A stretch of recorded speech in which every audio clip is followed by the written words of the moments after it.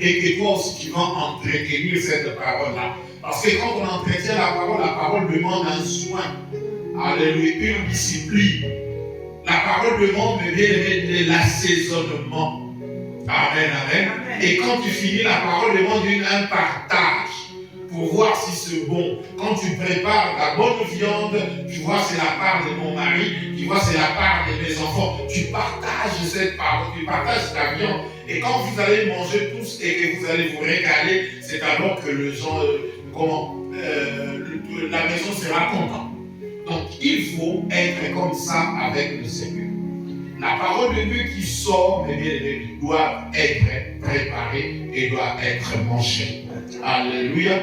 Que le Seigneur nous bénisse. Que le Seigneur nous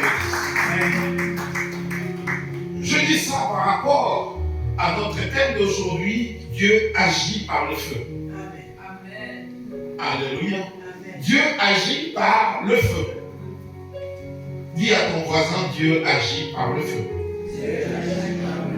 Oui, il agit par le feu. Il est aussi lui-même appelé le feu dévorant. Et je veux que tu sortes d'ici avec cette attitude que le feu est très très important.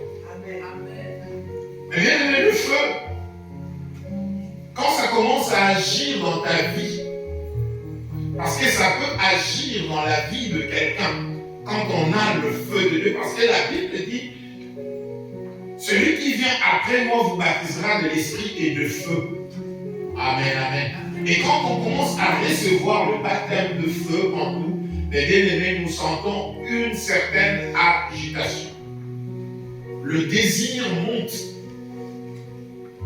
Samson, le désir avait tellement monté, comme il n'y avait pas encore des adversaires devant, il est allé tuer le lion. Alléluia. Or, il n'était pas appelé à tuer les lions.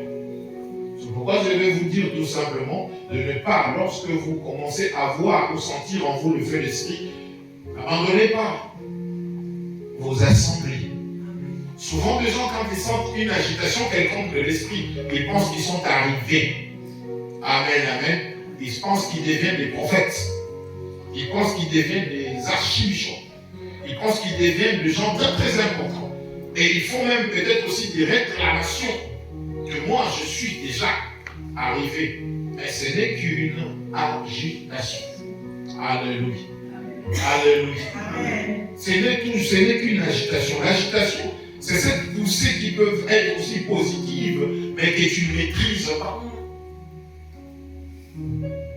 Il y avait une agitation à Samuel lorsqu'il bougeait. Aller-retour, ne sachant pas qui l'appelait. Amen, amen. Or, c'est Dieu qui l'appelait. Mais lui pensait que c'était Élie. Mais il fallait qu'Élie lui fasse un coaching pour qu'il comprenne qu'au fait, c'est Dieu qui m'appelle. Parce qu'il était dans l'agitation. Se réveiller, revenir, se réveiller, revenir. Et quand on se réveille et on revient, tu te déranges pas toi-même, tu déranges aussi l'autre. Parce qu'il était vieux, avait besoin de dormir. Amen, amen. Alléluia. L'agitation de Samuel. Nous avons vu l'agitation de Samson. Samson est allé tuer le lion. On ne l'a pas donné l'option pour tuer le lion. Et le comble est quand tu tuais les lions, quand tu tuais les lions, il a pris encore le même chemin de retour et il a vu le lion mort. Et il a vu les sangs de mêle dans le lion et il a pris et il en a mangé. Or, par rapport à ceux qui avaient reçu le serment de Naziréa, il y a une interdiction. Il ne peut pas voir la dépouille de quoi que ce soit.